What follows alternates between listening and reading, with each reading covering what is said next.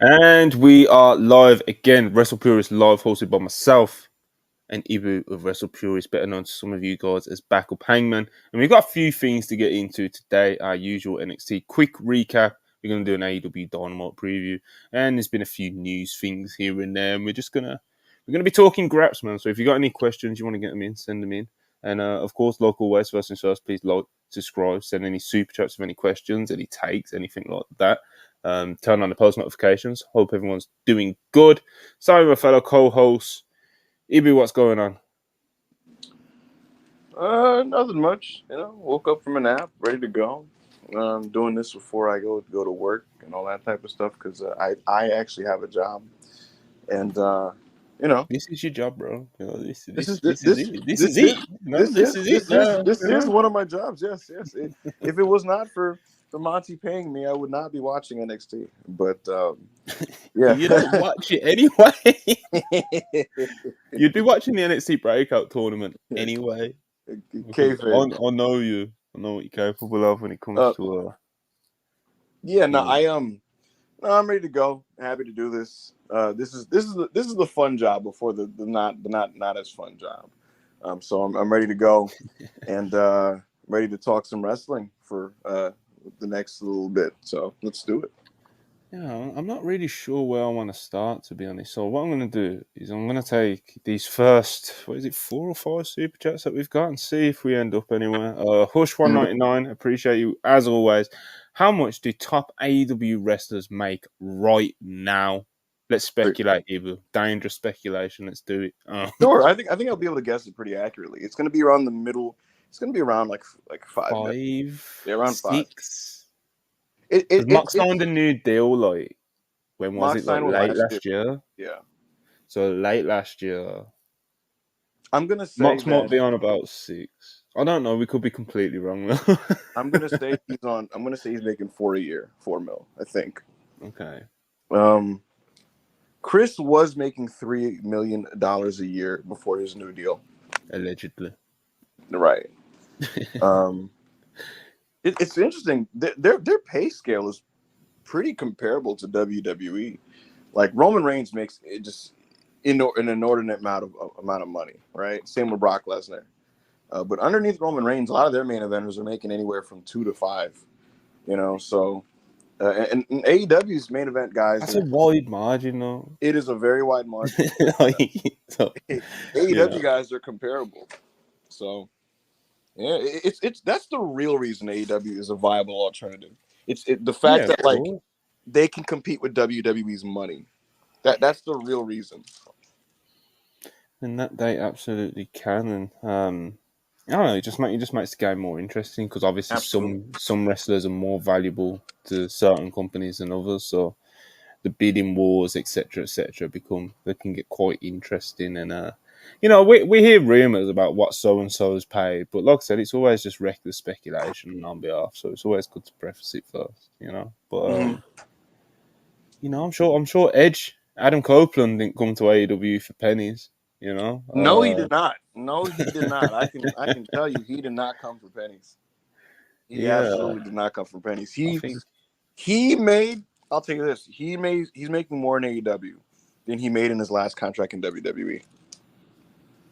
There's a certain amount that he wanted in WWE to stay that they just didn't want to pay him because they didn't feel like he would be worth it or that he moves the needle enough for their company to pay him this to extend his deal. And that coupled with the fact that artistically there wasn't much left to do with Edge, and Edge felt that himself, it was almost a mutual parting. And luckily for Edge, Tony Khan was willing to pay him a lot of money to come to his promotion, and he's paying him an amount that he made, which is more than what he was making in WWE.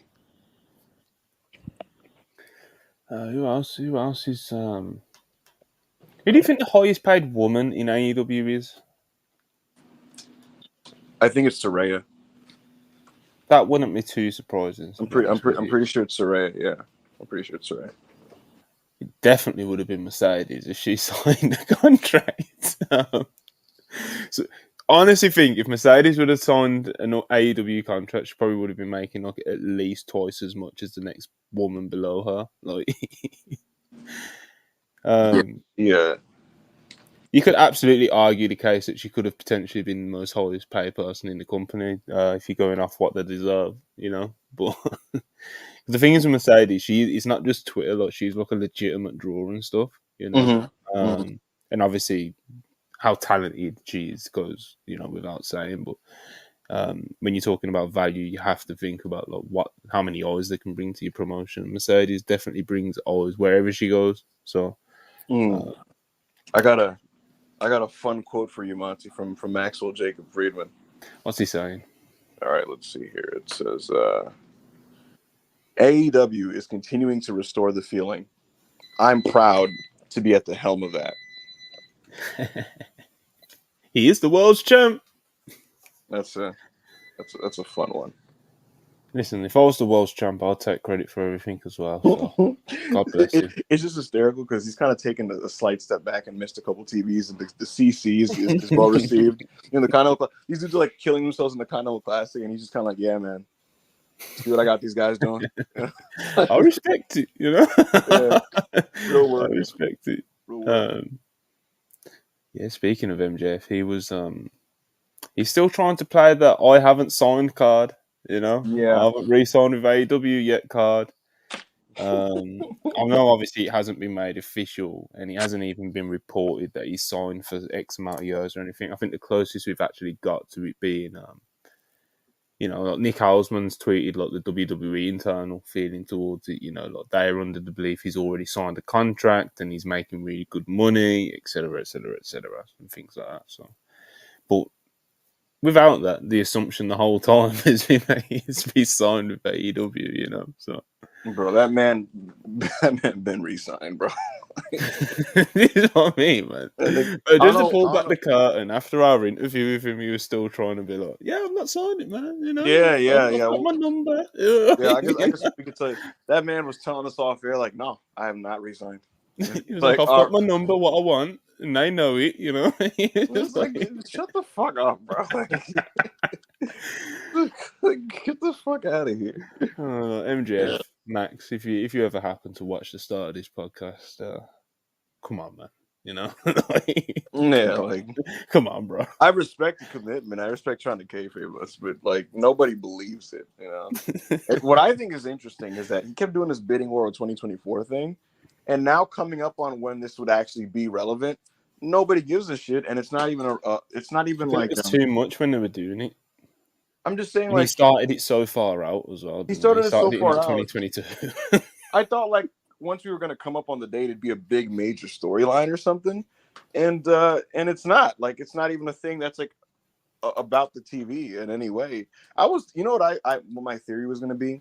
I thought he was going to ramp it up, and I thought he was going to cement his babyface turn by officially on air announcing that he resigned. That's what I thought was going to happen. It's not a bad it's not a bad guess, honestly. Yeah. I've said this since it's happened, and I got a lot of pushback at the time because a lot of people loved it. But I still think that the what are we calling it? You know, the MJF pipe bomb, his or pipe whatever bomb. you want. I still think it was not a good idea to do that, especially I love that promo. I can't lie. It's a good in a vacuum. It's a good promo. But it's after Wardlow just killed him on pay-per-view, and then now it kind of just destroyed the whole bidding war 2024 contract speculation thing, because when you do that and be like, oh, well, I'm taking my ball and going home, and then you come back in an angle, it's very obvious that you've re-signed, even if maybe you didn't re-sign right then, but it's obvious that was the intention. Obviously, nearly every wrestling fan out there is under the assumption that he's already re-signed, so it's just kind of like killed the it's killed the allure of it, It's like, say if he just, he didn't do the pipe bomb. I don't know why we call it the pipe bomb, but that's what we're calling it because you all know what I'm talking about. But, right. If he didn't do that and just sold his injuries from Wardlow, like destroying him in like 2 minutes or whatever it was on that, was it a Revolution pay-per-view? I think it was. It was Double or Nothing 2022. Okay. And that weekend with the whole like skipping on the fan meet and greet. And then exactly, they're trying to get him to do the show. He walks out in the opener looking all sullen, does the job in very short fashion, and then we don't see him. That was the height of everyone believing it. That was the height. It appeared like there was a real issue, and it appeared like, how do I word this? It appeared like maybe he is just gonna try to leave or something, you know. I So mean, he booked a train. He booked a train. He booked a plane ticket out of there, bro. yeah. People saw it. Well, Sean saw it. I saw it. You yeah. saw it. Like we've seen the booking confirmation slash ticket or whatever. Well, It's it's funny because how things get around. But it's there's aspects of that situation that's a shoot. That's why. Funny enough. yeah. Like I can imagine. Like I said, that was absolutely the peak and height of people thinking, "Hold on, what's going on?" And I'll then tell you this: I thought that they just blew that out of the water when they done the pipe bomb. Like they just. Tony and Max met, I think, like on Monday or Tuesday, and from there on, it became a complete work, like in every way. hmm I would have just continued how it was going. So it's like MJF would have just been off TV for like 2 weeks because that would have been understandable because of what Wardlow done to him on the pay per view, and then he would have came back and done whatever it was that he was doing instead of just being like, oh well, fuck Tony Khan, he's a mark, da da da da da. I'm going away. Like that's like, bro. Obviously we know you're working now. Do you know what I mean? Whereas if it was like this unsaid thing, when it's like right now we would be maybe speculating if he was going to WWE or not, but because of If the way they did it, it's blatantly obvious that he's well. We have to assume because, like I said, it's not official or anything like that. It's not been announced, but like I said, 99.9% of every wrestling fan is just under the assumption that he signed for AEW. So you know, there, I'm still well, against it. Still if against the if MJF pipe bomb. if that Wardlow thing, if they did that, like Max skipping out on the show and that whole thing, if they did that at like Full Gear, you know what I mean? Like this year's Full Gear, and he didn't appear on TV after, like it would actually. I think a lot of people would buy it. I think a lot of people would believe it. That's what I mean. It's like it's best when it's like like when it goes unsaid and isn't blatant, and then you hear like little rumblings from Sean or a Dave or one of us, like then it makes people start to question things. But when you throw it in our faces, like MJF did with the pipe bomb, and it's kind of like I said, it kind of kills the wonder. And again, like I said, in a vacuum, the way that he delivers the promo and everything like that, it's a good promo, but I still kind of hate it. So, but that's just me. I don't know. I know a lot of people think it's like the best AEW promo ever, which you know, God bless. Hulk But Hogan yeah, got baptized today. I saw that pop up on. I think it What was a the Fightful fuck? article. It's just like Hulk Hogan baptized. I was like, What? um, I don't know, man. A few more super chats though. Well, Wrestling MJF. is so funny. MJF, God bless him. Yeah. At least he's trying. Mhm. He's a very good wrestler. But anyway, Matt Hennessy, €5.99. Does CM Punk versus Seth Rollins need the World Heavyweight Championship? I think Yes. Drew McIntyre should beat Seth Rollins for it and have Sami Zayn win the Royal Rumble and beat Drew McIntyre at WrestleMania. Also, CM Punk should lose to Seth Rollins, in my opinion. I think it kind of does need the world title because the best in the world thing is gonna inevitably just keep coming up. Um, and obviously, it's kind of like that's kind of Seth's point to prove in kayfabe as well as just trying to prove CM Punk is full of shit. It's here's the thing. It's like if you need this to be for the belt because this is the ultimate. Like I'll tell you what, we all kind of scoffed at this championship when it was created. It's like obviously it's the pacification belt. It's the fake one while Roman's gone. But they've done a pretty decent job of like treating it like it matters in the last year, right? And you would think this is the ultimate culmination and validation of that because it's like now this belt is going to main event WrestleMania and CM Punk wants it, you know. But I will say, I got to be honest, Monty. Matt Hennessy's pitch here is tempting because Drew McIntyre cuts this whole promo on Raw about like his family and about how like what's going to validate. He said like what's going to validate his career and make it confirm to him that this is all worth it is if he wins that championship. Like missing the birthdays, missing the family Well, events, he's a heel, right? But I so so why should I want him to validate himself? Do you know what I'm saying? so my idea was, and I said this on Tuesday yesterday. I said, what if Drew wins the title at day one on Raw on January 1st, and then Seth Rollins simply wins it back from him at the Royal Rumble? Because to me, I feel like Drew.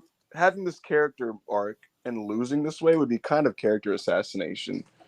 Um, when Yeah, Drew lost previously, it would be as a catalyst to some type of new development or change in his presentation. Most recently at Crown Jewel, he loses at Crown Jewel, and that leads to him succumbing to Rhea Ripley's temptation. So if he loses here, it's like now what? And yeah, yeah. it does appear like Sami Zayn's the direction for Drew, but if that was for the belt, I mean that would be nice. So I'm just curious what they end up doing with him and Sammy. So I Yeah, don't know. I kind of like something. I'm not sure what the best thing I'd like is, but I do kind of like the idea of a mix of what you were saying and what Matt Hennessy is saying. Of like, you have Drew win, but he just holds it till the Rumble, and he just Something loses like to that. Seth again, Yeah. and then you'd still do Seth versus Punk at Mania, Mhm. for the Yeah, I belt. wouldn't hate that. And yes, I think Seth's probably beating Punk. So for the last part of the Super Chat, I wouldn't worry too much. But CM Punk winning a world title isn't exactly a bad thing. So either way, um, Andy 100 rupees, appreciate it as always. A lot of people gave WWE Promotion of the Year. How do they keep this momentum going and avoid getting stale? Well, Cody's winning the big one at Mania, brother. That's gonna get some months out of that. Let me tell you. Pretty simple. You just continue to keep the ball rolling on your talents. People earlier in the year accused WWE of being a one-trick pony with the bloodline stuff, but especially since the summertime, a lot of what's appealing about the product is very varied. It's a lot of different things, and a lot of people are being moved and positioned and better. I mean, just in the last couple months, Santos Escobar is being elevated, and Dragon Lee's being elevated, and they're doing things with the Intercontinental title, and what so on and so The forth. Dragon Knee push is awesome. Yeah, Because it's just like this guy can fucking wrestle, let me tell you. It's and just and then and then Monty, even beyond that, look at what they've done with the Creed brothers. You know what I mean? What yeah, what a, awesome. what a what a solid and committed push that is, right? And so if you look at the roster, there's still plenty of guys I'd like to see get moved up even more. There's still guys like that. And so the way to really keep the momentum, if you ask me, is to just simply continue up with these guys. There's still more you could do with the Ricochet. There's still more you could do with the Chad Gable. There's still more you could do with um, some of these other guys. And then that's not even accounting for the NXT call ups. Let's see what happens with Braun Breaker. Let's see what happens with what's my man's name, Carmelo Hayes. Ilya Dragunov will inevitably get called up, and that's going to result in something fun. Imperium looks to take over in 2024 because there's still another step to take with Gunther on the roster, and so all those things are going to lead to newness, freshness, exciting combinations. And like you said at the very top, Cody Rhodes is going to be the champion. So I actually think that they're in pretty good position to repeat in 2024 and have a good follow up year, and in some ways I think better. the main world title, as in the one Roman holds right now, is actually going to be like you would expect a very big part of the TV. So Yeah, yeah. I yeah, think I actually think they're positioned to have a better year next year than they did this year. yeah. That's my Probably, I that is. probably agree because at the start of 2023, we was expecting Cody to win at Mania, just like we are now. We wasn't expecting the Bloodline to be as successful as it was up until SummerSlam, you know, Mm-hmm. and that did insane business after Mania. So, Mm-hmm. we got a lot. We got a lot this year, but 2024 could even look even more promising, to be honest. Like Gibby was saying. Um, Andy, 100 rupees again. Latest on Drew McIntyre. Sean Ross Sapp says he was unhappy being lied to about or with Punk. I expect him to leave. Unfortunate as his character is awesome and rooted in WWE lore. I think Drew will get paid by WWE order. Mm-hmm. What do you Mm-hmm. think? Yeah, I think so too. Well, I don't know anything. Just I know because the super chat asked like, "What's the latest on him?" Like, I don't know Okay, anything. okay. But I'll my tell you. I'll tell you. feeling, I was gonna say, my feeling is that he stays. We're in renewal season. It's officially underway. They're starting to renew some people, and you've seen it with Rey Mysterio, Dominic, and Charlotte. We're going to get an answer one way or the other coming in these next couple weeks, going into January, and then throughout the month. We're going to get some answers. We're going to get some answers on Drew McIntyre. We're going to get some answers on Seth Rollins, on Sheamus, on Becky Lynch. So Becky's already said that I'm Becky, staying forever. Becky was like, "I'll retire here. This is home." Da, da, da, Yeah, da. She's I'll tell you this. She expects to get $5 million from WWE. $5 million a year. I'd pay her. I think her and Seth are I'd wrapped pay her up. 10. That's great. Yeah, look, I expect her and Seth to get wrapped up, like formally and announced formally. Wouldn't be surprised if they already did the kind of AEW thing of like they already quietly signed and they just haven't announced it yet. Yeah, I think Becky may have quietly signed. Because if you are in the middle of contract negotiations, you wouldn't be like, "This is my home. I'm going to retire here." Like, you Yeah, know, like, I think I'm I not saying think you would so. try and like play a nasty game or anything Yes, like that. But like at the same time, you know, there's there's a middle ground. there is a game to play. Yeah, for sure. You know, yeah. So I think Becky and Seth are taken care of, and it'll be announced fairly soon. And like I said, we're gonna get an answer on Drew McIntyre and Sheamus in January. So we're Yeah, gonna find out. probably a lot of others as well. But Mm-hmm. because like I said, like I think the Street I've Profits been are harping on working about it on. for months. Sean Ross Sapp's been harping on about it for months now. Like 2024 contract season is going to be fucking insane. Because there's already the people that we know, like mainly in WWE, that contracts are coming up. I'm sure there's plenty that we have no idea about that are coming up. And likewise for AEW. And you know, this is the first time where both sides are going to be probably trying to sign the best free agents, because there was a time in WWE before AEW where there was like, you know, there was sniping everyone up, they were snapping everyone up from the indies and stuff, and they built NXT etc. And maybe they did overload with talent, and then AEW started, and they got everyone they could to start up with, and they got it. I think they got through like their first year, and after that, they just started signing everyone because there was WWE releases and stuff. And they stacked up their roster, and he's been called, you know, overloaded a few times by fans. And now this time, you got two companies that both have more than enough talent and star power to get what they need. Do you know what I mean? But it's Mhm. you know, you'll be interesting to see how much these talents are valued by each company and how it's different for each company. You know, uh, some talent might be able to get some money in WWE, but will never be able to get it in AEW and vice versa. So a lot of free agents that are going to be reported on, and some that we have absolutely no idea about, and you could literally just be a thing where it's like, who's a really random name? I don't fucking know. You know, The Street Profits. yeah, just literally like the Street Profits, like their contract could just be up January 1st, you know, and no one knows, and do you know what I mean? And they could, if they wanted to, I think they could definitely assess their options, you know. But yeah, man, he's gonna get wild out there. I guess we should talk a little bit about Charlotte since we're on the subject. Mm-hmm. Charlotte's getting paid, bro. Mm-hmm. Charlotte's getting paid. Sean Ross reports that Charlotte Flair has agreed a new contract extension with WWE recently that will keep her with the company for several more years. It's the first extension that's been reported on or heard about since the TKO merger, because apparently this deal was signed before Rey Mysterio and Dominic Mysterio's reported deals were signed, which came out recently.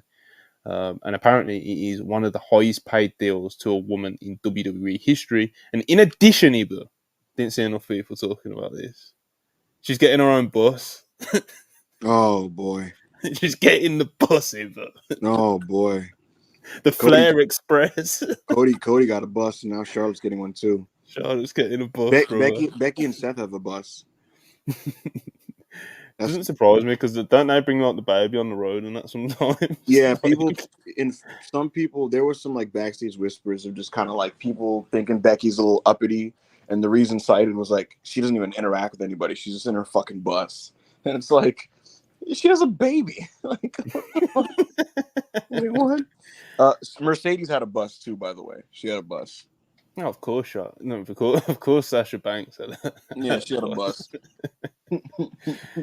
Sasha Banks, man, God bless. But yeah, Charlotte's getting paid, bro. It Hmm. seems like I said, one of the highest paid deals to a woman in WWE history. It wouldn't surprise me if it was the highest paid.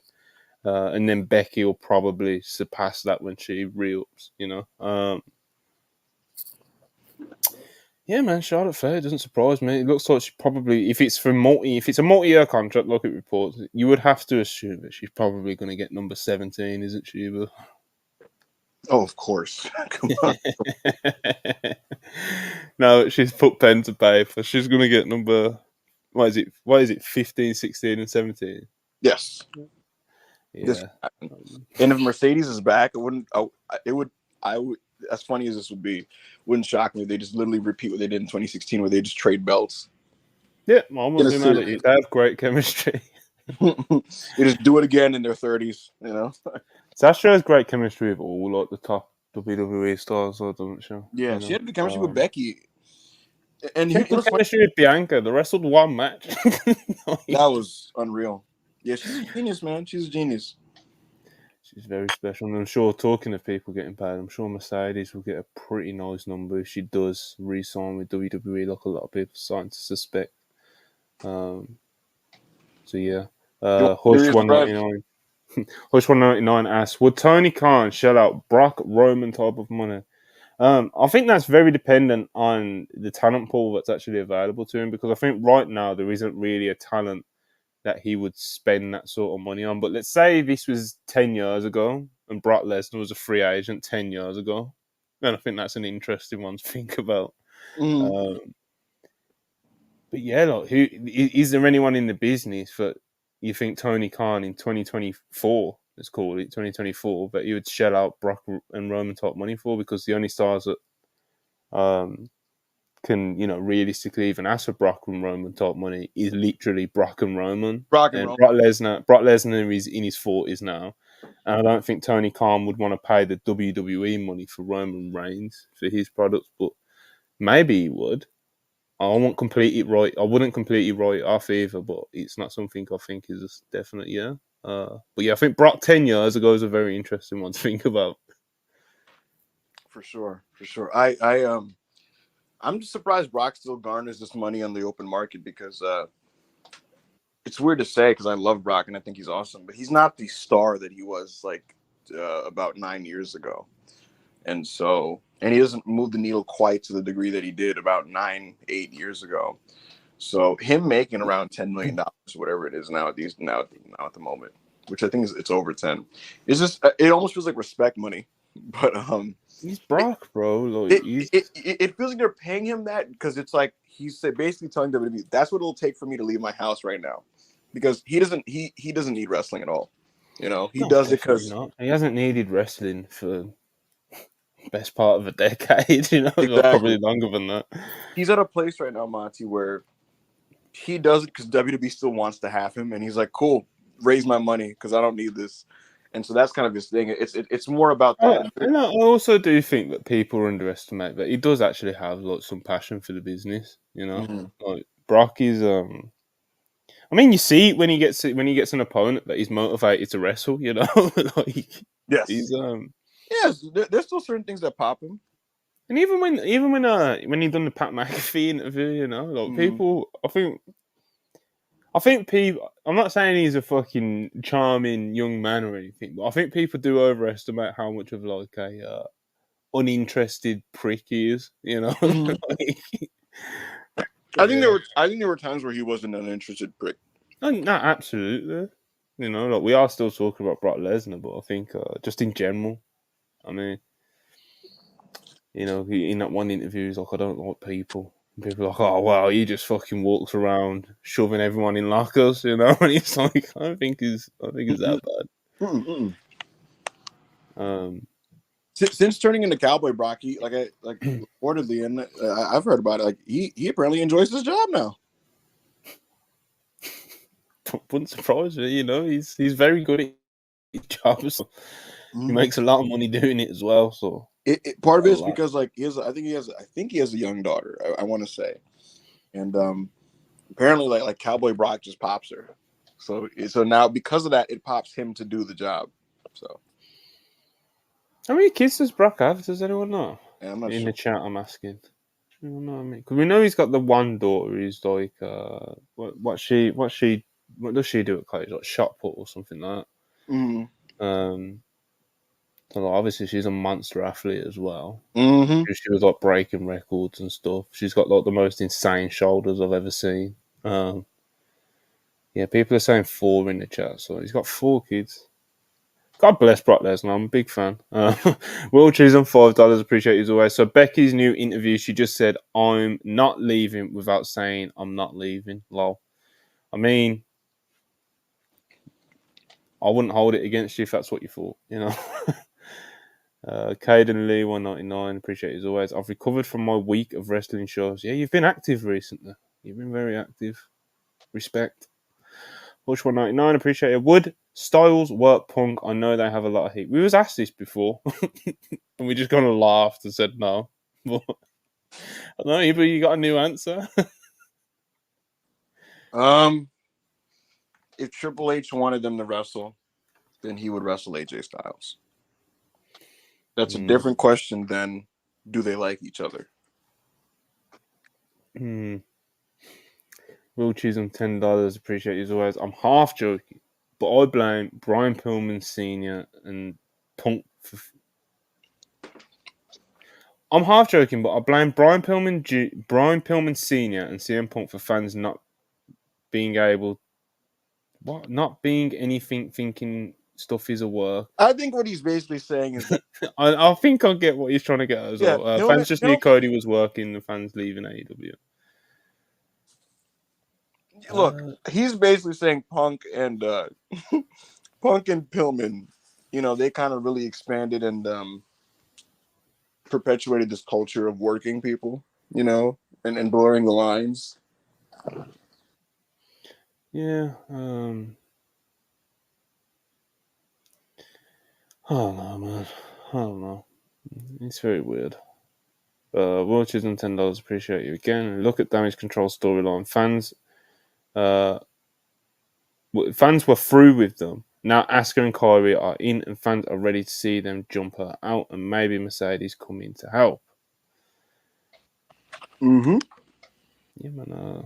It does seem like the storyline would make a lot of sense for the return of Sasha Banks to come help her old best friend Bailey after she's been rejected and kicked out of the group that she once started, and it's all heartbreaking, and she's outnumbered, and it won't be time for boss time, but it would be the women's version of when Sammy got destroyed by the Bloodline last year at the Rumble, and KO was the big friend to make the save, and that big reconciliation got over huge. Definitely, there's definitely going to be a lot of I know to call. In the weeks leading up to it. Yeah. I think I know someone. I think I know when to bring back to help me hear whatever, and fans are just like, "Oh my god! Oh my god!" Do you think Mercedes? Do you think she's going to be on Mania at least? A lot of people think of Rumble, not 100% on, but it wouldn't surprise me at all. But I think she'll absolutely be on Mania. What I will I'm say, still unsure about Wrestle Kingdom, but I think it would be lovely if she was on Wrestle Kingdom. But it's looking less and less likely by the day. Now that we kind of have a better feel for the extent of how Nick Khan and Hunter move, I'm actually confident it'll happen. Even if there's reports leading to the day where they kind of go like, nobody has been told about this thing, no one in creative, you know what I mean? Like they could go through that whole cycle again about that, and I'd still be like, I just think the day of the show they're gonna pull this off. So yeah. But I guess it depends on how it's set up. Mm-hmm. And then on the night. Mm-hmm. So we'll see, man. They could also make it really obvious in storyline too. Mm-hmm. Hush 499, appreciate it. Is it Nick Khan who's giving out the new money to wrestlers, or is it Triple H who's gauging how much to spend on certain talents? I'm sure it's very collaborative in that sense. But obviously, it's TKO and Ari that's actually it's his money, isn't Cutting, it? it's their money, yeah. But at the same, and they kind of have like an idea, an understanding of how much they can use and that type of thing. But yeah, collaborative. But at the same time, I know before this merger, it would be one of those things where Hunter wants somebody, they talk, and Nick Khan basically determines what the market value is for this wrestler. So. And Nick Khan's very good at that. Yeah. Extremely good. So much so that he ran the numbers and was like, we don't need to be paying Adam Copeland $5 million. Caden Lee 199. Is a Shield reunion more likely in the Fed or the Dub? WWE 1,000,000%, bro. I don't think it will be when Mox is like still like in this in this mode that he's in now of a full time wrestler like Ace, But like, mate, I could see him like Joe Hulbert said it loads of times, like when he's like older, you know. You know how to do like the NWO reunions every now and again on like Yeah, Raw 30 and shit. Like, I could see that. But I think Shield there's are going to like reunite no when they're chance like, of like, well, not no chance, but I think there's very slim chances of particularly Roman in AEW. Seth, a bit more realistic, I guess. Probably the most realistic out of all three of them to jump ship. But for all three of them in the same ring, I think it'll be WWE if it happens. yeah, they're going to reunite when they're like 45, for like some one off. Yeah, that's what I mean, man. Like when they're all a bit older, they'll work a trios match against Imperium. Yeah, Like, right. uh, uh, Dusty Rhodes, 499. Appreciate it as always. Mercedes returning to WWE now kind of proves they were right about her before she walked. She needs them more than they need her. I don't know about all that. I don't know about all that. If she She goes, don't need to go back. yeah, Like, if she it's goes not like back, because, it's not like she's cooked and it's over now. yeah. So she's going back because I guess she's had her fun. She had her fun. She got injured. And, I don't know, man. Listen, if she goes back, it's going to be because that's what she wanted to do in the moment, and it's because they met her demands. So no, it's not like she's not knocking on their door begging. You know what I mean? It's one of those things where they're going to reach out to her like, "Yo, man, we'd like to have you for WrestleMania." She's going to set the number and set the demands and set her schedule up and set what she wants to do, and then they'll do that. That's not like some cooked wrestler who's just desperate. That's Yeah, not it'll be it. very much. It'll probably be more on her terms than it was before because it's not like I know she was. I know a lot of people. The assumption is that she was very unsatisfied with creative. I know that she literally like bit a fan's head off for suggesting that at a signing before. But a lot of people were under the assumption that she was unsatisfied with creative and stuff. But it wasn't a sense where she had no input on creative. Like this is Sasha Banks that we're talking about. And I know Vince is Vince, and that was the regime she was under. But a lot of these top stars have always had input, at least. And now in new regime, so she's gonna have more input just based off that. You would assume then. And the thing is, she already had a unique amount of say so more than other wrestlers. Like Exactly. she was one of Vince McMahon's. She was one of Vince McMahon's favorites, actually, which is funny enough. And people, there was suspicion from the roster that Vince was slipping her money on the side and shit, or like, she got special privileges with her schedule. Like I said, she had the bus. Because do you remember she walked out in 2019, and I think she came back in the summer? It's on. Those are the things that we know. There's things that a lot of people don't know that we don't even know for 1,000,000% certain. But we've heard them off pretty good people that may or may not have been there. But Mercedes she's a character. Yeah, the she's, character. she's a Yeah, character. When she she had, walked out, when she first walked out, a lot of people were like, "Oh well, this is nothing new," like. But this time she actually didn't come back. So yeah, Mercedes a beast, man. I got a lot of love for Mercedes. I'm very excited to see her back. Hopefully, very soon. So yeah, man. Hopefully at Wrestle Kingdom, that would be really, really cool. But like I said, by each day, I'm getting less and less confident in that one, which would be a shame. Because that would be full circle, wouldn't it, for her like free agent run? mhm. If she got to actually wrestle at Wrestle Kingdom, and, I don't know, put someone over or whatever. Yeah, man. Have we got any more super chats? Okay. All right. Let's talk about some of the things I've got written down. We've already spoke about Charlotte Flair's new deal and a few other things. We spoke about MJF. I don't know why I had that written down, but we spoke about it anyway.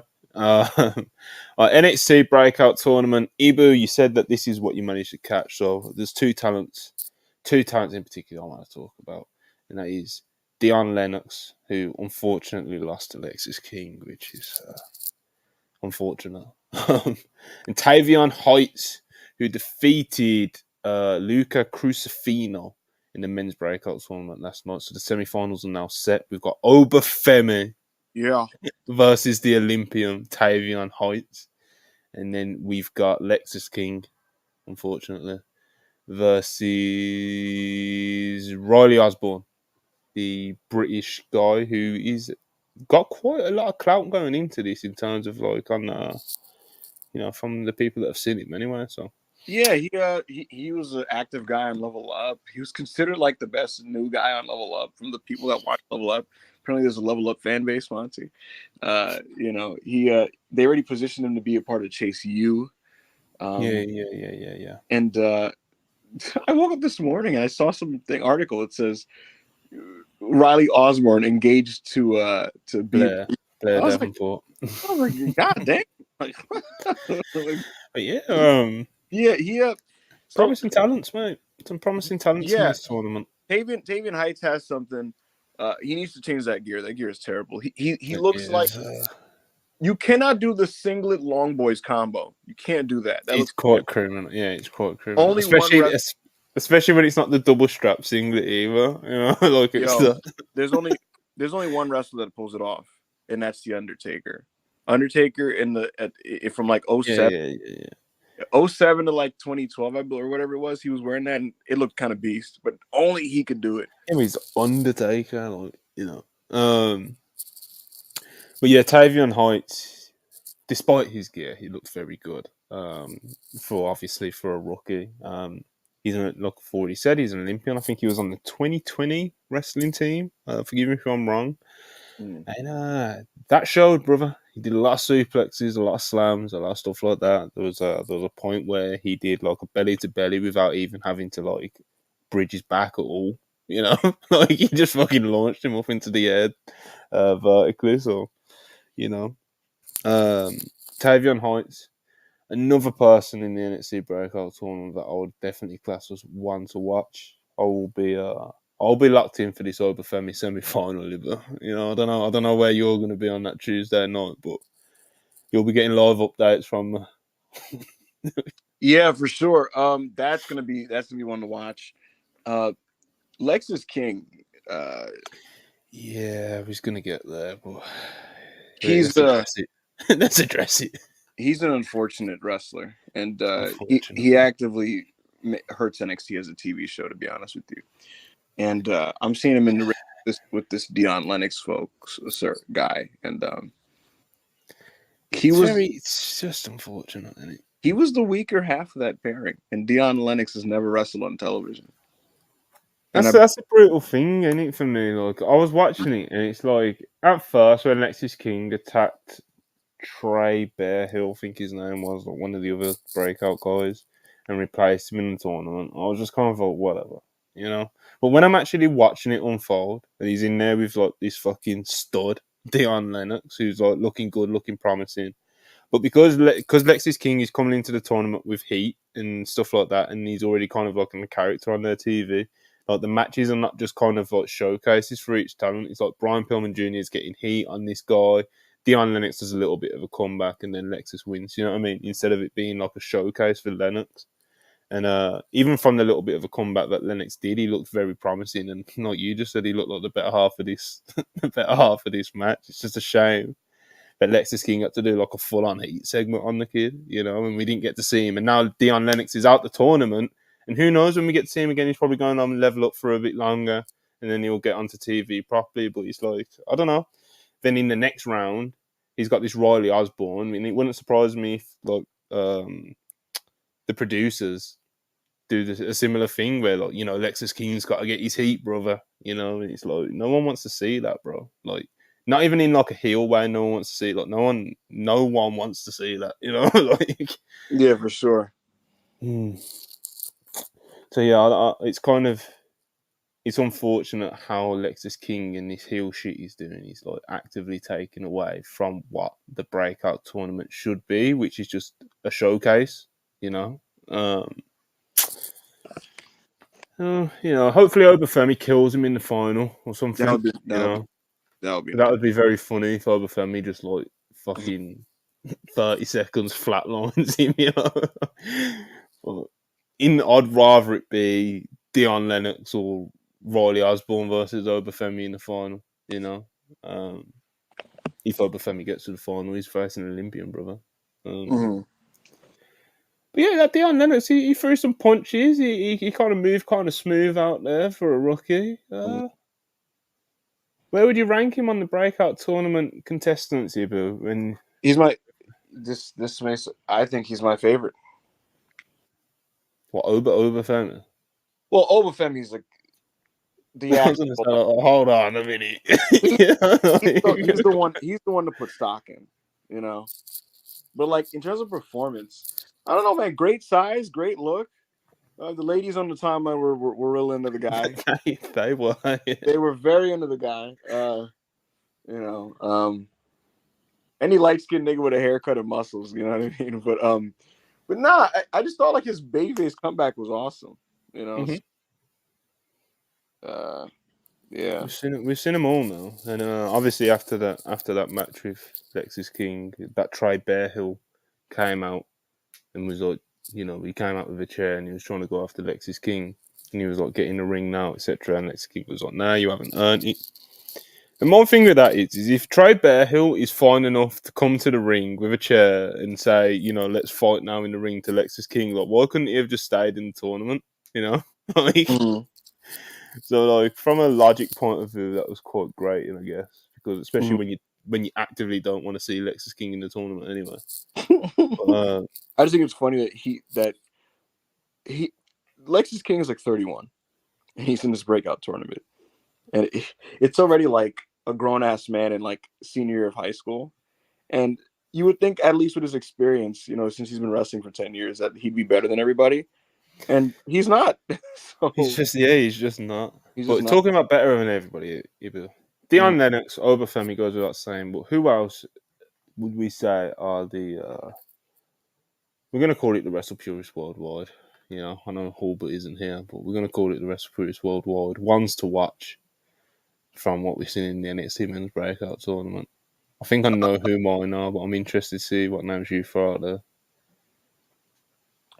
What was that black dude's name last week? Keanu Carver. Keanu Carver. That's a real nigga, bro. That's a real nigga, right? That's a real shit right there. We all saw that counts. Keanu Carver. That's one to watch right there. Absolutely. Keanu fucking Carver, man. That pounce is real, I feel like I didn't get to hear these guys cut a promo. I want to hear how they sound, because that's a big thing. Some of these in the video package before, no, they're not full promos, but they all say like a sentence or something. And Keanu Carver's was like, I ain't here to break out, I'm here to break bodies. And it's like, and he just cuts to him just looking mean and shit. I want to hear how these people sound, because like I mentioned this with Bronson Reed and Ivar. It's like they look like menacing dudes, and then you hear them and they sound like geeks, right? But like if Keanu Carver gets on the mic and he's just like, I ain't playing with none of y'all, I'm fucking everybody up in NXT. I'm like, yo, all right, But if he's like, yeah, man, I'm just really ready to go, and that ain't Carver, bro. Carver's a real nigga, bro. I hope so. But yeah, Dion Lennox as well, of course. We was just talking about him. His gimmick pops me, bro. He comes out in the glasses. When he takes the glasses off, he's like.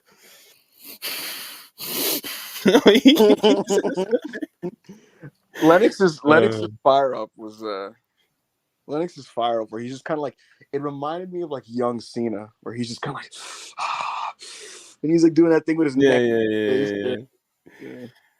Yeah. Okay, so Dion Lennox, Keanu Carver, Obafemi, Tavion Heights. I think you kind of just have to, like, bro, he was throwing that ball around last night. Like, he was quite crazy. Mm-hmm. but obviously the Olympic background and everything like that. And he actually looks like he he seems pretty coordinated. Some people look a bit.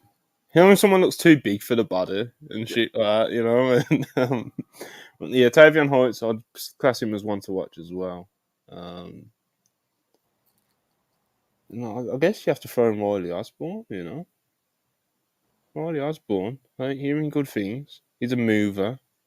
I know this has been like the big black niggas division in this breakout tournament that we've been popping for a lot, but Riley Osborne's more of like the work rate guy that they've tried to throw in there. Yes, he So actually is God bless. he actually is like pretty well trained and stuff. Yeah. Mm-hmm. And Lexis King can go fuck himself. That was me. Yeah, I'm sure he's a nice guy, but in terms of this breakout tournament, he can Yeah. go fuck himself. And also the character itself could go fuck itself. It's not a good character. Yeah. Haha. But Obafemi's my undisputed I'm number one. I, I think he's like. I think I'm cool and I think I get the women but I don't really, and haha, it's all my plan. And it's like, okay, bro. Like I was about to say, Obafemi's like my undisputed number one. I think he's gonna be like. I just think as a heel, as a monster heel, the sky's the limit. I agree. He's already started the brute force shit. He cut that promo. We're cooking. But yeah, then the only other thing really to talk about on NXT, other than Dragon Lee, yes, we'll quickly touch on that again. Dragon Lee, he looked very good again. Triple threat match against I think it was Charlie Dempsey, because the graphic was like one member of the what's the name of their group now? The Gulak Catch Club or whatever the fuck it's called. The no quarter catch club. Someone in wrestling DM'd me in the middle of like NXT and was like, "When did Catch Point start up in NXT?" And I was just like, "I don't know, man." But yeah, the graphic was something like one member of what was it again? The no quarter catch club. One member of the no quarter catch club versus Dragon Lee, and when the segment started, when the match was about to start, you had all four of them in the ring, and I mean Dragon Lee picked out Charlie Dempsey or something like that, and then Joe Kofi came to the ring, and he was like, the bell ain't wrong, here I am.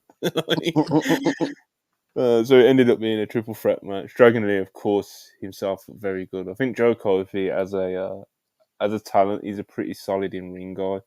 Charlie Dempsey is, when you hear that he's Regal's son, I think he kind of set the expectations a little bit higher than what they should be at the moment. But he's all right, man. He's not particularly a talent that like excites me. Mm-hmm. But I do think he is all right. He's especially on this NXT show, he feels like a fish out of water with his style compared to like what everybody else does and presents of themselves. Like this guy's just like a straight up like no nonsense, like just shooter trunks grappler guy. He almost feels like a Timothy Thatcher Jr. Yeah, I can see that. But yeah, man, Dragon Lee, as we was talking about his push earlier, great push. He's got a belt now. He's doing double duty, it seems. And that's great, if anything. Like Dragon Lee getting all these reps in, By the time he's full-time main roster, he's going to have like a crazy amount of TV matches under his belt already, Big fan of Dragon Lee and his push. And the last thing I actually want to talk about is Ilya Dragunov injury angle at the hands of Ridge Holland. So at the start of the show, Ridge Holland comes out and he's like, Ilya, I'm not here to, jump you or anything like that. I'm here because I'm trying to find, I need to try to find purpose for myself and this and that, and I want to redeem myself, and that a shot at that title and winning that title is redemption to me. I need this for myself, and he was trying to cut like a heartfelt promo about getting himself back on track and stuff. And Ilya eventually gives him a title shot later on tonight. Trick Williams, of course, isn't happy about this because he was supposed to be the number one contender getting the next single shot at Ilya, and obviously it's not happening. Ilya told him to chill out. Basically, he was like, "This is my belt. I'll do what I want." And Yeah, there was some weird stuff with Mello. Again, Mello and Trick still doing his thing. Like, did he? Didn't he do it? And at the moment they're on the same page. And Carmelo Hayes did try sneak in there and try to say, let's make a triple threat match for New Year's Evil. And Trick was like, "What are you talking about, bro?" And then what That else was did that we have? was funny. He was like, "Yo, I was thinking, Trick. Now Yeah, we got that out the way, and we know Ilya's the problem. Like, I think maybe we do a triple threat." And Trick's like, "What do you mean, man? What are you talking about?" So, like, he's like, it's Mel, just a suggestion. It's just an idea. Mel's actually doing a pretty good job at like being this kind of Yeah, the insincere actual motherfucker. for wrestling standards, Yeah, like like, the acting is yeah, not like, terrible. because he's like insincere as fuck, like he's like it's very self motivated, like what he's pushing on this dude, but like, and 100%. he's trying to play it off, but yeah, we all know that dude is guilty. And yeah, like I said, they're on the same page. Trick Williams wants Mello to help him get ready for his match against Ilya, and he wants to be the person to beat Ilya, of course, 1-on-1. So we'll see how that goes. It seems like Mello's going to be ringside for that match, judged off what we saw last night, I think. So that'll probably be how they get from point A to point B with the heel turn, not the full heel turn anyway. But yeah, Ilya Dragunov versus Ridge Holland. The match was like only a few minutes in. Like, I can't even say like, oh, they were having a great match before it happened or anything. But they decided to do like this. I don't know, what would you even call the move? Did you see it, Bill? Like It the was like a, move that he it was did like it. it It was was like like an a elevated DDT kind of, yeah. right? Well, no, because that's like the glorious DDT. That sounds like, doesn't it? You know what I mean when you say elevated DDT. But like he had him, Then this is and then kind of like Andrade's hammerlock DDT it's definitely closer to that, except for then. like Ilya's legs were like on Ridge Holland, like he Yeah. was about to. Oh, it was basically he falls back, slams in, and it looks like Ilya lands a little bit awkward, but you'd assume it was safe. And they do this big Mm. injury angle where Ilya's like, fucking shaking and twitching and shit on the floor while selling his neck injury. And Ridge Holland goes in the corner and he looks distraught and all the referees and all that come out and the stretcher off Ilya Dragunov, and it's like, oh no, Rich Holland has done it again. And I guess that's the point that I want to get to of like, was this or was this not in bad taste? And I think it's like, I don't think injury angles in general are in bad taste at all, to be perfectly honest. But obviously, the thing with Rich Holland is, and it's not even the fact that Rich Holland has injured people. Like, say if he just had like the Johnny Gargano thing, like I think he fucked up his shoulder or something like that. I could be wrong, but it wasn't like a major, major, major injury. I think it was Gargano anyway. Then he injured, was it Elton Prince? Out Pretty Deadly. Or fucked his shoulder up or something like that Mhm. with him landing funny. Like, even with those, I still don't think it would have been in bad taste. I think it makes it obviously very different is like Big E's probably never getting in a ring again. So it's like, and everyone loves Big E, and that's a very depressing thought to think about or even say out loud, like I just did. Mm. Um, so there's like a lot of a weird energy around the conversation of Rich being a safe worker. So to play into it with an angle is pretty like, I'm not disgusted, but I am a bit like, come on, yikes, But yeah, where do you find yourself? Are you disgusted? Do you not care? Do you think it's great? Like, where do you? Because I'm kind of like, I'm not disgusted at all, but I'm kind of like, I don't think it's optimal or what they should be doing either. So Yeah, I saw a lot of the conversation around this thing, and I get why people would kind of be averse to this type of thing because of Big E's situation. I just don't necessarily feel the same way at all. Like, to me, it's just pro wrestling, because it's this type great. of thing, people hurting people in wrestling and not getting capitalized on for heat is something that's always existed in wrestling. And I mean, just literally as recently as last week, Brian Danielson like was kind of acting like he had like a seizure or whatever the fuck, and got carted out or got helped out at a collision taping from a match from the Andrade match, and like it made people uncomfortable. And I remember people going like, "Why would they fucking do this? Why would they scare people like that?" And I'm like, but the idea of pro wrestling is to make you believe uh, and what's it called? I don't know what the word would be, but just yeah, like that's the point of wrestling. So to me, look, is it in some case, in some ways, maybe a bit in bad taste? I guess so. I almost Mhm. doubt Biggie himself would give a shit, but I'm not going to speak on him. I just know that, look, when Will Ospreay first did the Hidden Blade, it was just off the cuff thing that he did to Kota Ibushi that genuinely injured him and gave him a concussion, and that led to the move Yeah, getting over. absolutely. But Ibushi was always coming back. Well, you You know never what I know mean? that with him. It's like what I was making with when I was talking There about. was It's no like there was no guarantees he was going to come back because he already had a concussion and neck injury history. Well, I know, he but it's did. not the same as like damaging your C1 and your C2 from landing Sure. straight on top of your head. You know what I mean? Like it's Mm. I don't know, man. I think it's just he ain't coming back, so there's not. It's not like Big E's coming back and he's gonna get one over on Ridge Island. Mm. You know, like Yeah. it's, Now look, if I was in the room when Sean or whoever was talking about doing this angle, I'd say, "Do you have any confirmation that Biggie's returning anytime soon?" And if they said the answer Mhm. was no, I'd be like, "Then there's not really much to get out of this because Yeah, exactly. it's like if you knew Biggie was coming back, then it's like, all right, maybe we could maybe reposition the Brutes as heels. You get Biggie come back, and then you could do a Mania Trios match, But where it currently stands, it's almost like, what are you hoping to achieve with this? And yeah, for me, I'm not like offended by this. I think the pearl clutching is a bit much. Like it's Yeah, not some type of disgusting angle. If you like look at the history of wrestling and angles that have been done in professional wrestling, like a guy getting hospitalized and put on a stretcher is just a run of the mill wrestling angle. But again, at the same time, I get why people are like, I don't know though. Big E like legitimately got. yeah. That's not said. No, we've both said. Look, neither of us are disgusted. And like, yeah, maybe some people are probably doing a little much with it, But at the same time, it's not. It's definitely not optimal. Like it's definitely not the thing I was wishing Ilya Dragunov was doing right now, or even Rich Allen for that matter. So Mhm. yeah, those are the only things I wanted to touch on in NXT. Really, do a few more super chats. We'll preview AEW Dynamite. Yeah, and we'll see where we're at. Just say, Dusty Rhodes wrote 199, 1 to 10 on the unfortunate meter. Rate Nikita and Alexis. Nikita,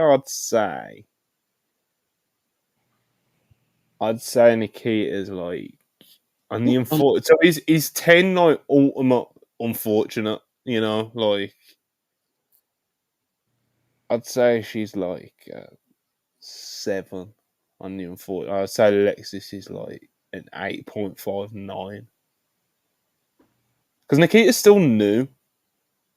Like Lexus has no excuse, bro. Do you know what I mean? Like,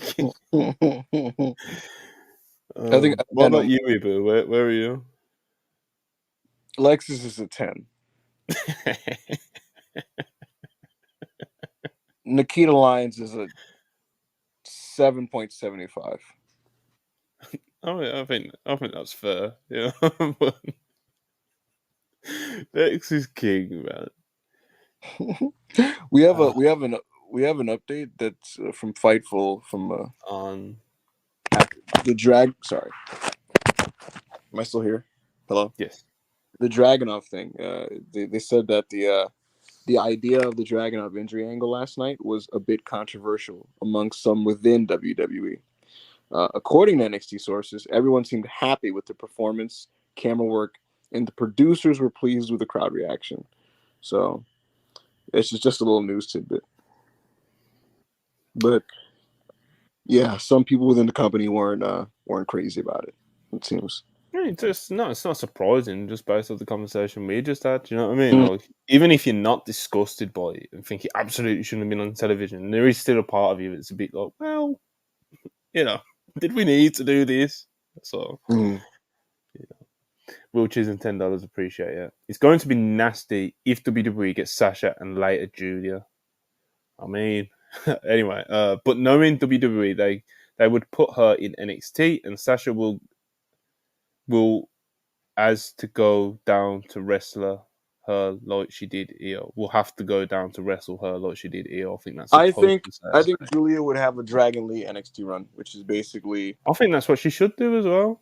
Bro, Yeah, she's never wrestled on TV. Like, I yeah, love Julia. Big fan of her work, genuinely. She's a nominee for the Wrestle Purist Awards, and I know we don't pick them, but I was very happy to see her on it. I think she absolutely deserves it, and I did think there might have been a chance she didn't make the nominee list because of her injury. But, like, I love Julia a lot. I think the sky is the limit for her, but I don't think you should just throw her out there on Monday Night Raw. Just like that, yeah. you know?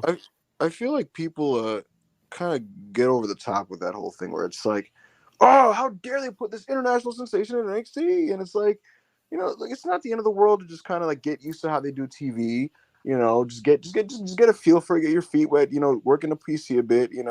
And as Very, long as, again, look, if you're not held there for years, and it's like, for example, Dragon Lee's NXT run was what? It was April. It was April to like October, Monty. Like it's not the April to September, April to October. It's not the end of the world. If Julia went to absolutely. NXT for like 5 months, and she already has pretty good English, but if she went for like 5 months and then they called her up, it really, I swear to God, is not the end of the world. And they could Really actually isn't. they could do some, like, it's not the end of the world. Yeah. She can work a program with Tish Strat, you know? Like a quick program with Roxanne and get out of there, you know? Yeah, But yeah, exactly. Roxanne, if Tiffany's still there, which she may not be, but if Tiffany's there, you could do some real stuff with Tiffany Stratton or whoever you want to use her with. So yeah. yeah, man. Honestly, when it comes to like international stars and talents, I think there's very few people that I would bypass NXT with. Like Okada, like okay, Yes. you know what I mean. Like Okada, you're just gonna have to make it work. Do you know what I mean? Like you're Yeah, just of gonna have to course. put him on Raw, brother. You don't put Um, Okada on NXT. like, think of who Shinsuke was in Japan when he came into NXT, bro. Like, do you know what I mean? Like, there's been bigger stars than Julia, Shinsuke, the one I just named, who have came to America, NXT, WWE, and had to do the NXT run, bro. It's just you gotta get used to. You gotta find the hard cam. I know that was like a thing that people like, we Yeah. joke around about, but it is a real thing. You gotta know where the fucking cameras are and stuff like that. You gotta know your angles and all these things, and just how to carry yourself, presence wise and stuff on TV, and get used to your character and yourself being on WWE or even AEW television. AEW is a lot easier because it's less. What's the word I'm looking for? It's less like by the book in that sense, you know. Mhm. They're a lot more forgiving in that sense as well because they're a lot more used to it, you know. But WWE, you don't want to just. You want a good I don't laugh? think, yeah, I don't even think if you're a Julia fan, you should really want that for Julia either, for her to just be thrown out there cold on a Raw, where like the entire audience probably doesn't know who she is. It'd probably come off very underwhelming and kind of unfortunate. Whereas Monty, if go on, I got a no. Finish your point, and I got a really funny air quotes news update for you. okay, Yes. No, finish your point first with Julia. Go ahead. no, it was finished pretty much. Oh, okay. Fresh off the presses from Zero News, Monty. Oh, fuck off, man. This is his newest report, a big exclusive he's worked on. I'm reading it verbatim. Current plans are Roman Reigns is winning at WrestleMania 40. The decision has been made 2 weeks ago. They are breaking Hogan's record, and he will drop the title at the Royal Rumble 2025.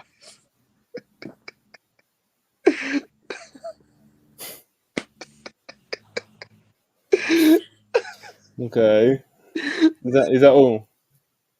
He, people in the comments are like, "No, what the fuck?" Oh man! Oh Listen, my god! negativity sells, brother. Anyway, but yeah, man, Julia would not surprise me, and I think it's probably the right decision for her to do a little bit of NXT. Like, if she gets stuck down there for like 3 years, then okay, do you know what I That's cool. mean? Yeah, Shoot me, But right. if she does like a little 6, 9 months or something down there, I would not be mad Mhm. at you. Or I'd actually be quite. It'd pop me quite a lot, to be honest. Julia headbutting Fallon Henley on a Tuesday night. Oh, this is graps. I love this game. Darren Walker, £5, appreciate it. Obafemi versus Lexis King final is the most anticipated match for Wrestle Purist fans. That needs to be what Wardlow MJF was. Yeah, it needs to be quite like extreme And emphatic. Yeah, gas and air, and we need all of it. Hush 199, appreciate yeah. How is Stevenson so bad compared to other Olympians? If you're talking about like in ring wrestling, I think it was just kind of like he has no charisma, bro. Like none. I just don't think he would. But even in like the Baron Corbin match, like not to sympathise with him, but just kind of give reasoning behind why I thought that performance was so bad. Like I do think that the crowd fucked with his head a bit because he was so used to getting those, those what should we call them? Those inauthentic cheers in the NXT PC to then going out in front of a live crowd with Corbin in what at the time was his first like big match to like try and prove himself and stuff, and they just rejected him completely. He was second guessing himself out there. He was stutter stepping and stuff. He was a mess out there, brother. He was rough out there. So I don't think Stevenson is going to have much of a career in WWE, to be honest, based off what we've seen so far. And it doesn't seem like his reputation outside the ring is going to be turning around anytime soon either. So, just how it is, brother. We've got Tavion Hoyts anyway, so, we got Chad Gable. There's other good Olympians, Hush 199. Ceiling on Prime Taker versus Gunther. Oh, it'd be awesome. That'd be a great WrestleMania match. Oh yeah, Gunther versus Streak Taker. Mm-hmm. Oh yeah. Oh yeah. I will break your body and end the streak of the dead man. You're talking shit. Undertaker, you cannot fight the ring general. And Kaiser's talking shit, and Undertaker does the double choke slam on the two Stooges. The two Imperium guys. Oh man, it'd be real. That match in like 2008 would be fucking awesome. Mm-hmm. Especially since Vince had like Taker working like Vladimir Kozlov a lot at the end of the year. Oh, imagine if he had a Gunther there.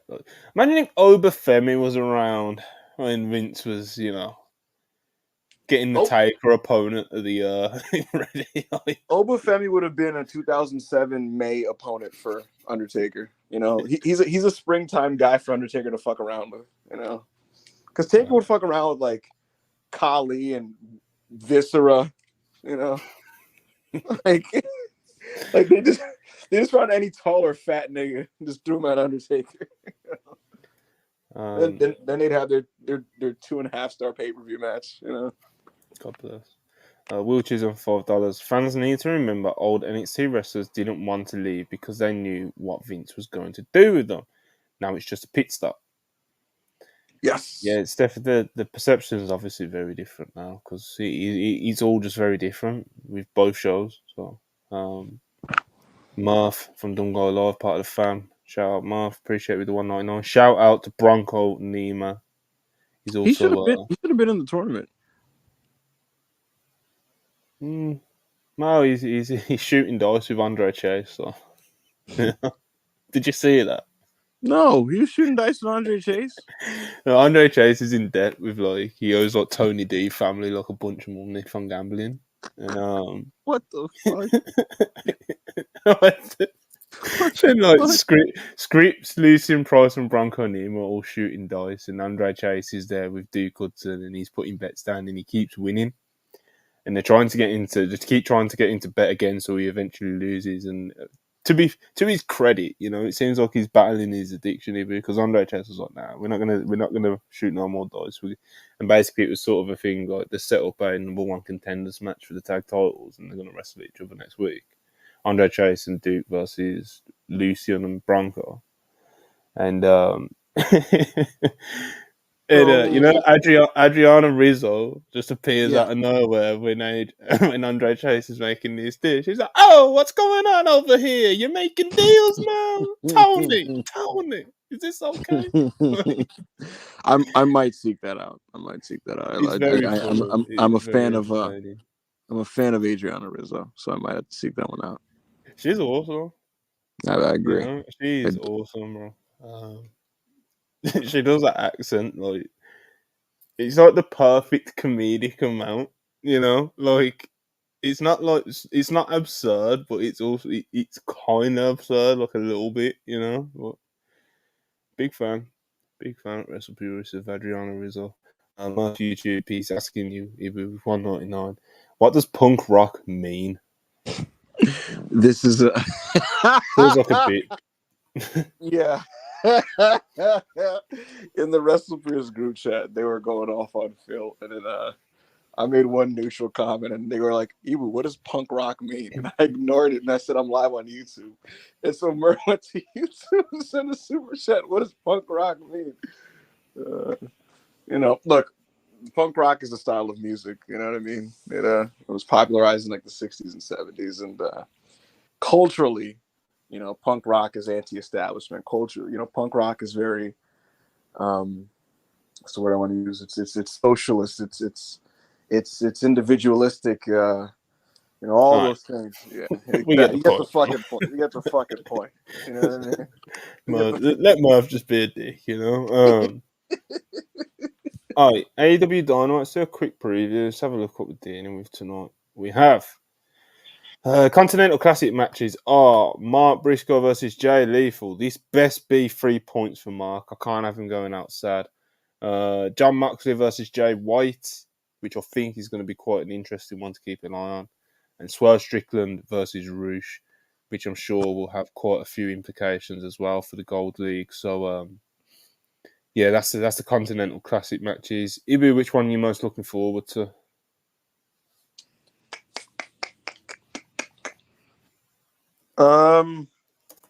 Mark Briscoe and Jay Lethal. Really, you gonna you fired up to see that 3 points for Mark? Yeah. I think he is gonna it's gonna be this superhuman effort on his end to create so much meaning and value for a match that you would think in theory should have no meaning or value because they're Mm-hmm. both losers, and it's basically who gets to save face in this tournament. And so I think Mark Briscoe gets the win here, and Jay Lethal kind of walks away with the thought being that maybe the guys that I've kind of listened to and aligned myself with haven't been particularly helpful for me. So yeah, I think in a weird way, even though Jay Lethal's been like super mid in this tournament and his matches have been skippable, I'm just interested in this one because Mark's gonna get that win, and I think it's just gonna feel good to see him get that win, and I think he's just going to just make it mean something, make it matter. So there you have that. Mox versus Jay White. I mean, that'll be a well worked match. I don't necessarily care. Jay White's gonna beat him. Jay White's gonna beat him. I think he's gonna beat him. I think we're gonna get a 3-way tie. I think we're gonna get a 3-way tie, and I think we're gonna do a triple threat with Moxley, Jay White, and Swerve, and Jay White will then get pinned in this 3-way by the eventual Gold League winner. So that's what I believe will happen there. Yeah, man. I'm sure all three will be very solid matches at the very least, though. Very good matchups. Of course. Jay Lethal versus Mark earlier in the year was tremendous. Mark's White, Swerve, Rouge goes without saying. We're here from MJF and Samoa Joe. What do you think the guys say, Ava? I think they're gonna set up a match with the Ninjas at the pay-per-view. Not the ninjas. Those damn ninjas. Yeah, man, we're gonna see the Ninjas.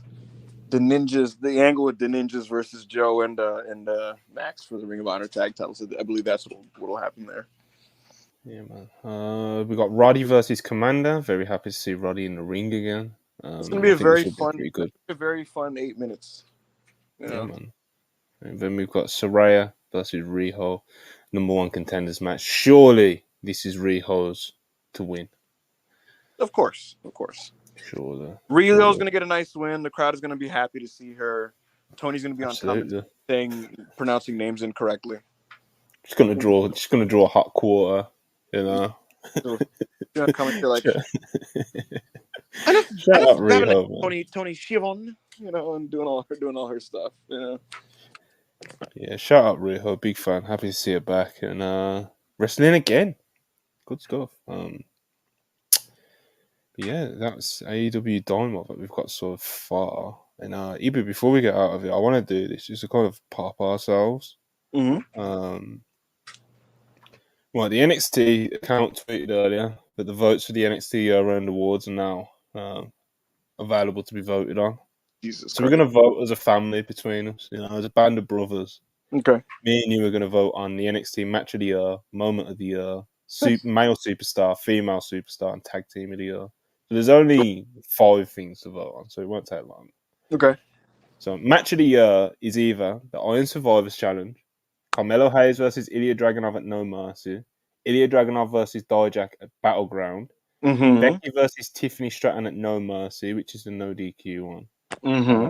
Axiom versus Tyler Bate in the Heritage Cup Invitational, Really? Gargano versus Grayson Waller, interesting, Mm-hmm. Seth Rollins versus Bron Breakker, What? Okay. Roxanne Perez versus Blair Davenport, JD McDonough versus Dragon Lee, Roxanne Perez versus Kiana James, No. Eddie Thorpe versus Damon Kemp. The underground match was That actually ruled. That yeah, ruled. that ruled. that match ruled, man. I'm tempted. It definitely involves Ilya Dragunov. It's crazy. So, like, in the moment, it felt like the second Dragunov Melo match is the best, and it probably is the best. But my favorite NXT match of the year, by the way, one of the ones that was great that they didn't put in that list, they didn't put that 5-way from Mania weekend. Remember that one with remember that total PWG 5-way with Dragon Lee, Axiom, but they just had to West get that cage. They just had to get that Roxanne Kiana James cage match in, brother. Yeah, and that wasn't even good. That wasn't even fucking good. No, that wasn't the cage match. Actually, It was. it wasn't. The cage match was the most recent one. That wasn't Halloween Havoc. Oh, It they're was talking about yeah, Devil's they Play had a match. nice match, like The anyway. the Halloween Havoc one was cute, but yeah, I'm gonna say. So my favorite one, personally, was Dragunov versus Dijak. Ooh, Dijak. That was my favorite one. The best is probably the second Melo Dragunov match. So I'll let you pick between those two, Montel.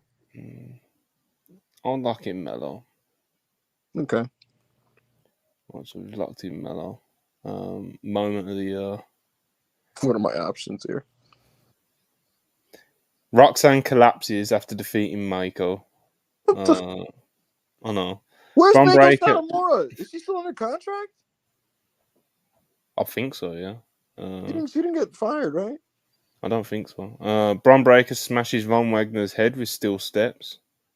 There were some Fallon Henley. heel Braun Breaker angles in the middle of this year. Fallon Henley dresses up like Tiffany Stratton. That was on one of the Halloween episodes. It was actually quite a funny segment. The hashtag Free Tony D movement. Trick Williams is attacked by a mystery assailant. Lash Legend slams Otis. Dominic Mysterio ends Wesley's North American title reign. JC Jane kicks Gigi Dolan through the door. Bron Breakker spears Carmelo Hayes through a wall. The Undertaker comes to NXT. Bron Breakker and Baron Corbin crash through Shawn Michaels' office wall. I'm thinking Braun spearing Melo through that thing. I'm thinking Free Tony D or Lash Legend slams Otis. That was crazy, bro. It was cool. It was cool. As a moment, that was like a real moment, Yeah. Lash Legend slams Otis. Or the Undertaker comes to NXT, but he didn't do anything, man. He just fucking chokeslammed Bron Breakker. He chokeslams Bron Breakker. Yeah, I think I want to say Lash Legend slams Otis. And you want to say Bron Breakker spears Carmelo Hayes. So the first 3 people in the live chat that vote and tell us which we can pick are making this decision. Sure. So we've got a 3-2D, which wasn't one of the options. Melo. Oh, no. No. Did they go with my pick? Melo, Lash. Oh, one more for Melo. It's 2-2 even. Oh my god! Someone has to break the tie. Spear won. Oh, so you won. That spear was sick. It was. I'm not mad at you, I guess. We did NXT match of the year. We've done moment of the year. Male superstar of the year. Truth Williams. Fuck it. That's what I'm saying. And the right answer is probably, definitely, most likely Ilya Dragunov. But like, you know, I want to say Tricky, but do you have any objections to me saying Truth Williams? Nah, go for it. Who cares? Like it matters. Go for it. Female superstar of the year. You know who I want to say. Tiffany Stratton. There we go. It's Tiffany Stratton. And Off the strength of the tag team of the year. Yeah. I was gonna say, off the strength of the Becky stuff alone, it's Tiffany Stratton. The tag team of the year, definitely Gallus. Yeah, what are the options there? Kaden and Katana, Alba Fire and Isle of Dawn, Hank and Tank, Briggs and Jensen, Gallus, these options, Tony D and Stacks, and the Creeds.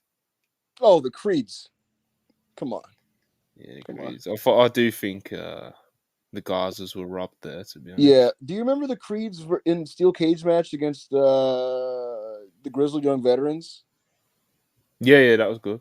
That was awesome. And then Creeds had a good year, bro. They're still having a good year. Yeah, their TLC match against the Garzas. They had a lot of really fun matches. They're very good. They rule in a not technically great way, you know. They just give you the feeling, man. You know, they're awesome, man. I like them a lot. So that's the NXT awards. We've previewed Dynamite. We recapped what we wanted to from NXT. We talked about these new deals, including Charlotte, MJF, blah blah blah blah blah. Okay, I guess quick notes. Kevin Nash mentioned on a podcast that the CM Punk did 600k in merch in his first 24 hours. So obviously you would assume that that's something that Triple H has just like told him. Those Punk numbers just continue to get crazier and crazier when they come out. He gets a little loose when it comes to revealing the things that Hunter tells him off record. You know, like when he said the other day, like, "Oh yeah, Hunter wanted to bury Punk. He told me like, I'm gonna fucking squash this guy or whatever." And it was like, yo, this guy runs a company now. You can't like, you know, you gotta be careful. Samoa Joe said he's got a few more years in him. Beautiful. Becky Lynch, we already spoke about her. Xavier Woods is pretty banged up at the moment, apparently, according to PW Insider, and he's off the road for WWE at the moment. Obviously, most people would have noticed that he wasn't with Kofi at Raw, and obviously a lot of people wrote into Mike Johnson to ask why, so he asked around, and that's what he was told. But Xavier Woods is banged up at the moment, and he's not on the road at the moment, so hopefully it's nothing serious. They said they weren't able to find out what specifically is that's wrong with him, but he's banged up at the moment, so hopefully he's he's putting his feet up for the Christmas period, you know.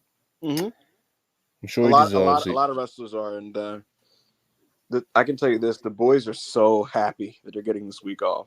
Like they're acting like this is like a Christmas vacation, you know. So, what it is, yeah. But like, it's just a week. But like to them, it's like holy shit! I've been working like forever for this, you know. So like, the idea is to come back refreshed and hot for January 1st. CJ Perry's finger was saved because a lot of people were kind of scared it might have to get cut off and the pictures she uploaded. Yeah. Shout out CJ Perry. Shout out wrestlers getting Christmas off. Yeah, right. And spending time with their family. Gunther's taking the rest of the month off. They're not even having him do the house shows coming back from Christmas. They're letting him take like he doesn't have to do December 26th or the 30th. He's going to be back home. And that's nice, isn't it? And The overseas talent gets to just kind of take the rest of the month off, whereas like the domestic American talent come back on the 26th to do the house show. Someone said someone said in the live chat that they're planning to tear down the Tokyo Dome, by the way. The last update I saw that was earlier today, and it was like the decision is going to get made very I think it was this next week or something. Why the fuck would they tear the Tokyo Dome down? I think they're going to be building apartments or something on it, and they're going to move. They're going to change it basically, and they're going to build something else, or I don't know. But it's not like they're just getting rid of the main venue just to put somewhere else there. Like they're basically moving it from what I could say. But So they're gonna make another venue. that's what I read, but I didn't read extensively into it. So I did save the article, so I will actually have a better idea if you ask me in a few hours. That thing is really sad. That thing is really sad. Especially Yeah. since the full name of Wrestle Kingdom, Monty, is Wrestle Kingdom in Tokyo Dome. And January It's the 4th, Dome Tokyo. show, bro. Yeah, They've been doing it's the January 4th, Dome. bro. They've been doing January 4th Tokyo Dome shows since like 1989, I believe, or 1990. You know, Mm-hmm. so that would make me really, really, really, really, really sad. They should, if they do tear it down, we need to have like an epic ceremony with a video package of all the moments. I better see fucking Inoki, Yeah, I Enziguri. need a hologram of Inoki. It's got to be That's there. what I'm saying. You need a hologram of Hashimoto. You need. I, Yeah. I need a clip of Hashimoto fucking brainbustering Nobuhiko Takada and winning back the IWGP Championship, beating UWFI and vanquishing the threat. You need Inoki beating Vader and tapping him out. You need Muto fucking fighting Hulk Hogan in the Tokyo Dome, which is a real match that happened. Okada Omega's highlights, all that stuff. That's a bummer. That's bummer news. Yeah, we love the Tokyo Dome. I think you have to if you're a wrestling fan that's aware of it. Absolutely. One last super chat before we jump out of here. Hush199, appreciate you. As always, did Cody Rhodes and CM Punk sign a 5-year deal, and how much for? Cody's on a 3-year. What about Phil from Chicago? I'm not sure. No idea. No idea. Sure. Yeah, it's not been reported or anything, so or even hinting at or anything. We know it's a multi-year deal, but that's as good as it gets. And how much for? Obviously, would just be speculation. So shall we speculate a bit just to have a bit of fun? How much do we think Cody Rhodes' WWE contract is worth? I think it's about $5 million. 5. You're going with 5. Something like that. Yeah. Punk again. I think it's probably about Wait, you talking about the money or 3. wait, you talking about the money or the years? I'm talking about the money. I think Punk is making $5 million. He made 5. Yeah, I think he's making 5. I think he's making a bit less than that bracket. I Because we spoke about this before he actually went there. Bro, he lost a lot of leverage, man. know. I was talking about this with AO. AO was like, they don't. AO was telling me because we were talking about this, and he was like, they don't need to give this nigga $5 million in their position. And I was like, yeah, I think he's just getting it though. Beast. Beast. I like seeing wrestlers get paid nonetheless, you know what I mean? We spoke about it. I'll say it till my fucking face times, but wrestlers are disgustingly underpaid, which is crazy to talk about when we were talking about people just now getting $3, $4, $5 million a year, but still, in comparison to other sports, they make such a small percentage of what the promotions and companies they work for bring in revenue also. And I know not all revenue is profit, but anyway, let's get out of here, Bill. Dynamite tonight on Purist. Watch along on our Twitch stream, on our Twitch account, sorry. So make sure you tap into that. They'll probably be going live about 15 minutes before the show starts. We'll tweet the link on the Wrestle Purist page, of course. Tomorrow will be the Wrestle Purist AEW Dynamite review, as always, with myself, Joe Hulbert, Charlie, and AO, I think. What else we got for you? I don't know, man. Go on the website, check out some features. We've done some interviews recently. The Leo Rush interview with Ibo and AR. We've done the Athena interview with Joe Hulbert. A lot of good stuff going on in the Wrestle Purist universe going into 2024. We're going in strong. We started doing a few. We've dropped a couple scoops the past month or so. We've done some interviews. We got some. Probably got some more interviews coming up. Charlie's got some more features to drop. We're cooking, Ibo. We're cooking. Yeah, man, for sure. Yeah, man. But yeah, let's get out of here. As always, please like and subscribe. Thanks for the super chats. As always, massively appreciate it. Thanks for watching, and make sure you catch us over on the Twitch channel in a few hours. Peace.